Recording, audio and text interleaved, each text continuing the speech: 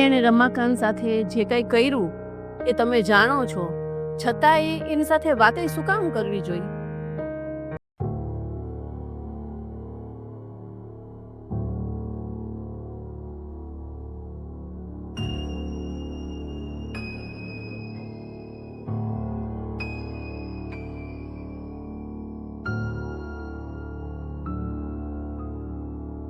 તારા માલ વેચવાનું બંધ કરવું પડશે. તું તો જાણે એમ વાત કરે છે તારે એકલાનો માલ હોય. તો પછી હું પણ મારા ગ્રાહકોને સોપારી લેવાનું કામ, અપહરણ કરવાનું કામ અને લૂંટફાટ કરવાનું કામ ચાલુ કરીશ. તને વાંધો નથી ને? તું છૂટમાં જ છો, ચાલુ જ કરી દે. ટકાવી શકે તો તારા નસીબ. આ ધંધામાં ટકી રહેવું જેવા તેવાનું કામ નથી. આપણે અંડરવર્લ્ડમાં એટલે ટકી રહ્યા છીએ કારણ કે આપણે નક્કી કરેલા નિયમોનું ચુસ્તપણે પાલન કર્યું છે. આપણા ત્રણેયના ઝઘડાનો ફાયદો રમેશને થશે અને જ્યાં સુધી હું એને ઓળખું છું એ આપણને ત્રણેયને પોતાવી અને આખો ધંધો પોતે હડપ કરી લેશે. બોસને આની ખબર પડશે એટલે આપણી સિસ્ટમ, આપણો ધંધો, આપણો પરિવાર અને આપણે પોતે બધું ખતમ થઈ જશે. આની સીધી અસર બોસના ધંધા પર પડશે. બાજુના ગામમાં પણ આવી જ તકલીફ થઈ. બે જણાને એકબીજાની વચ્ચે દુશ્મનાવટ થઈ. એ દુશ્મનાવટની અસર બોસના ધંધા ઉપર પડી. બોસે બેયને ટાટા પાડવા હાટુ એક માણસ મોકલ્યો. થોડાક વખતમાં એ બે માણસો પતી ગયા અને એના માણસે આખો ધંધો હડપ કરી લીધો. આજની તારીખે ત્યાં બોસનું ડાયરેક્ટ રાજ ચાલે છે.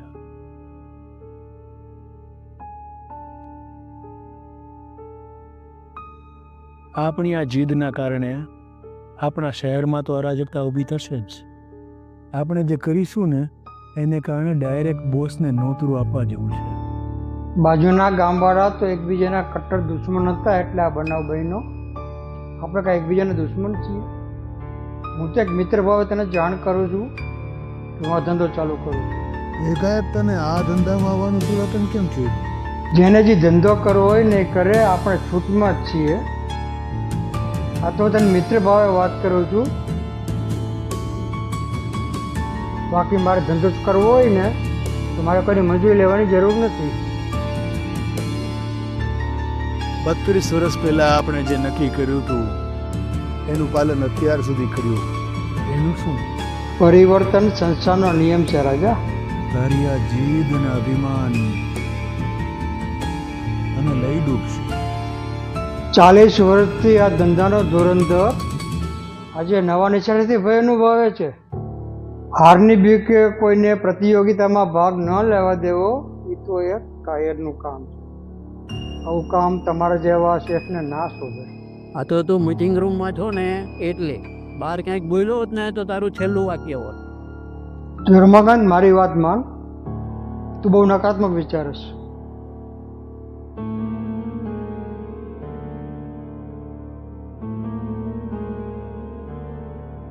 હું તો માત્ર એક જ પ્રોડક્ટ બજારમાં વેચીશ.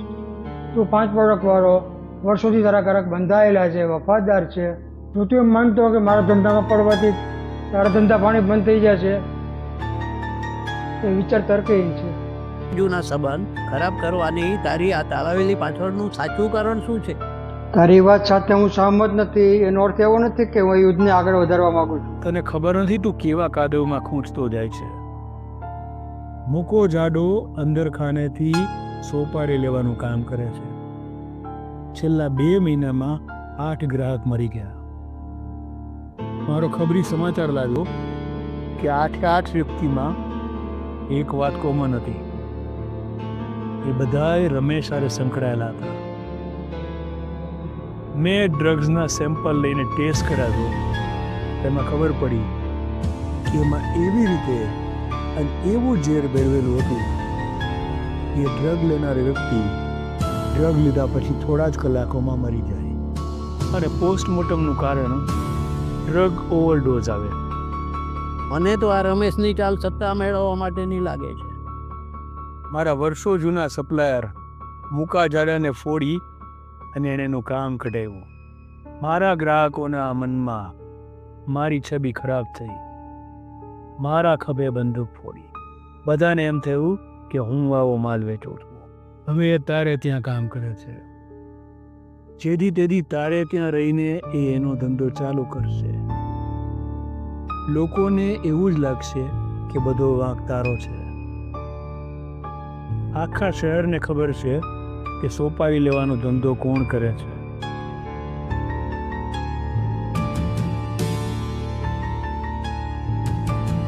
તારા જ માણસો તારે વિરુદ્ધ થઈ જશે. પેલા રમાકાંતને આટીમાં લીધો, હવે તને ફસાવવાની કોશિશ કરી રહ્યો છે. રમેશ છેલ્લા 3 વર્ષમાં ક્યાંથી ક્યાં પહોંચી ગયો અને એના માટે એને શું કર્યું એ કોઈનાથી છૂટવું નથી. જો અમારી ધારણા સાચી નીકળી તો તારું એકલાનું નહીં, આપણા બધાનું મોતનું કારણ બનશે. આપણી મિત્રતા તો ઠીક છે, પણ તારા પરિવાર માટે તો વિચાર. માંગ્યો મૂકો જાડો. આખી દુનિયામાં એક જ સપ્લાયર છે, હું બીજો સપ્લાયર ગોતી લઈશ.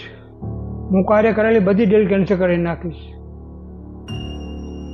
હવે બીજો કંઈ તને વાંધો નથી ને? તું હજી આ જીત પકડીને બેઠો છે? અને એમ લાગે છે કે મુકાવા જાડાની જે મેં વાત કરી એ વાર્તા છે. તારા કહેવાથી મુક્કા જાડા હારે ડીલ કેન્સલ કરી નાખીશું. હવે તને શું વાંધો છે?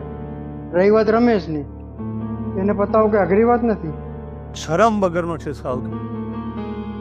તારા ભાઈને એટલો હેરાન કર્યો, તારી બેનને લોહીના આંસુએ રોવડાવી, તારા પરિવાર આટલું જેને ભોગ આપ્યો એને તે હેરાન કરવામાં કંઈ બાકી ન રાખ્યું. ને બાકી હતો હું તો મારી યારે દુશ્મની કરી લીધી. મને લાગે છે તને તારી પ્રોડક્ટ કરતાં મારા પર વધારે વિશ્વાસ છે.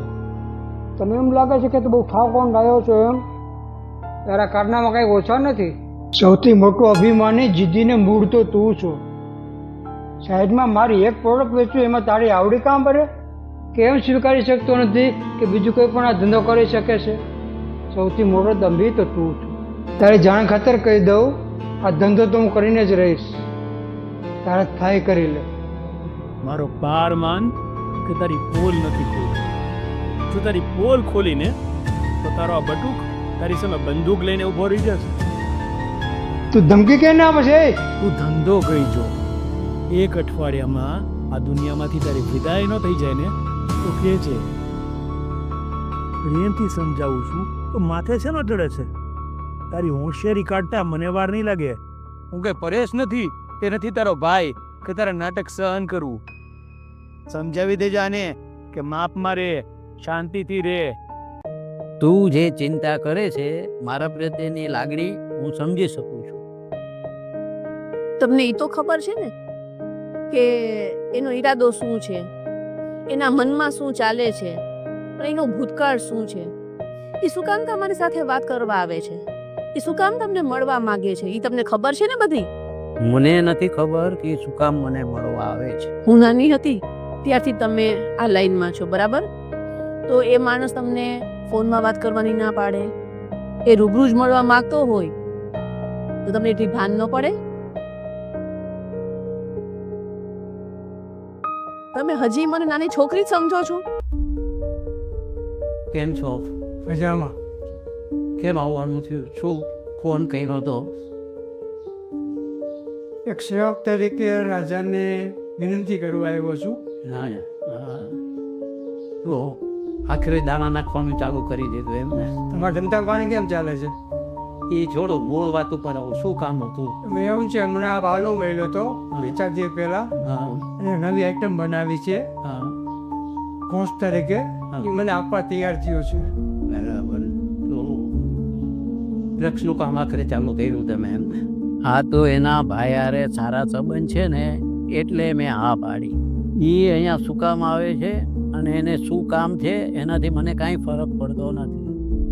જો એની વાત મને મગજમાં ન બેઠી તો હું એને રવાના કરી દઈશ.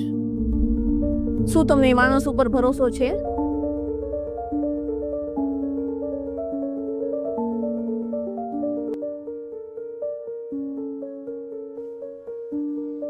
મારે આ માલ તને વેચવો છે. તું એમ કહેવા માંગે છે કે ઓલા પાસેથી માલ લઈ અને તું મને વેચીશ? આ જ કહેવા માટે તો અહીંયા આવ્યો હતો. બાલુ મને ઓળખે છે, એ મને સસ્તા ભાવે માલ આપે છે, તો હું તારી પાસે શું કામ રહું? મારી ટીમે એક ફોર્મ્યુલા બનાવી છે જે બાલુની આઈ તમારે મેચ થઈ છે. આમાં તે શું સુધારા કર્યા એ મને કહે. મીડિયા પ્રોડક્ટ થોડી સિક્રેટ છે એટલે એના વિશે વધારે તો નહીં કહી શકું, પણ એટલું તો પાકું બાલુની આઈટમ કરતાં 10 ગણી ચડી હતી છે. તમે જે નક્કી કર્યું હતું કે તમે આ લાઈન છોડી દેશો અને શાંતિથી જીવન પસાર કરશો, અને એ પ્રમાણે તમે કરો પણ છો, અને એનો મને ગર્વ પણ છે. એક વખત છોડી દીધેલી લાઈન ફરીથી ન પકડો તો વધારે સારું. અને જો આ લાઈન તમે પાછી પકડશો તો એક સમજદાર વ્યક્તિ બહુ મૂર્ખતાભર્યું કામ કરે છે એવું હું માનીશ. એ જે રીતે આવે છે ને એ એક રીતે ચેતવણી દેવા આવે છે હો. અને જો તમે એની હામાં હા ન મિલાવી અથવા તો તમે એના રસ્તે આડા ઉતરા તો એ તમારા એ હાલ કરશે કે જે એણે એક વખત રમાકાંત સાથે કરેલા છે. હવે હું તારી કોઈ મદદ નહીં કરી શકું, કારણ કે હું આ હોદ્દા પર નથી. હું તને વિનંતી કરું છું, તારા માણસોને તૈયાર કર અને આ પ્રોડક્ટ આઈટમ આખી માર્કેટમાં પાથરી દે. હકીકત તો એ છે, એ મારાથી બીવે છે. એ એના ભાઈ થકી મારા વિશે બધું જાણે છે. વર્ષો પહેલાં મારા જીવના જોખમે મેં અને આપણા ભાઈનું બલિદાન આપીને મેં એમના કુટુંબના ચિરાગને બચાવ્યું. જેમ જીવ બચાવતા આવડે છે એમ મન જીવ લેતા પણ આવડે. હું પાણીયારો હો તો તું જ વેચી નાખ ને. મારી આ ઉંમરે હવે મારી છાપ વધારે ખરાબ નથી પડતી. છાપની તું જે વાત કરે છે ને એ રમાકાંત સાથે કરતા પહેલા વિચારવું જોઈતું હતું. બુદ્ધિ સાબિતી વગર તે માનતું જ નહીં, અને અચાનક આવું બધું ભરોસો બેસી ગયો અફવાઓ ઉપર. મને ખબર છે ત્યાં સુધી બાલુ તાર સાથે ધંધો ના કરે. હકીકતમાં સાચું કહું, બાનું પેલા જેવા રહ્યો નથી. સમય અને સંજોગોની કપાટી એને બદલાવી નાખ્યું. હું તને એટલો પ્રેમ કરું છું કે તું મને ઝાપટ મારી લે તોય મને વાંધો નથી. નાનપણથી જ મેં તને બાપની જેમ ઉછેરીને મોટી કરી છે. તને ખબર છે મારા માટે સૌથી વધુ પીડાદાયક શું છે? એવું તે મેં શું કર્યું કે તને મારા પરથી વિશ્વાસ ઉઠી ગયો? તારી હવે હું કોઈ મદદ નહીં કરી શકું. તારું એમ કેવું છે કે રમાકાંતે થયું એમાં મારો વાત છે? હવે હું તારી વાતમાં ફસાવાનો નથી. આ તો તારા ભાઈ હારે મારા સારા સંબંધ છે એટલે અહીંયા બેસવા દીધો છે. હવે તું મારી વાત માન, આપણા બચેલા સંબંધ ખરાબ નહીં કર. સાંભળો, તમારી આ બધી જફામાં મારે મારો આ બીજો ભાઈ નથી ગુમાવવો.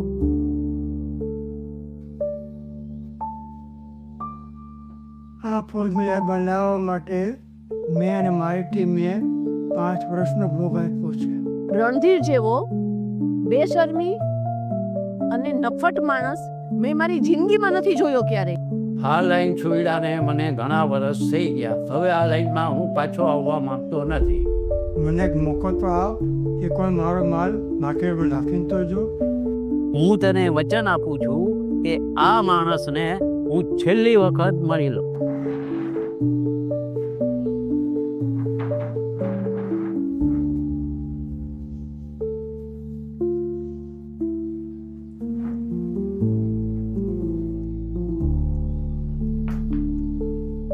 હું તમને એક વિનંતી કરવા માંગુ છું કે આપણી ઓફિસમાં એ માણસ મને હવે પછી ક્યારેય ન જોઈ.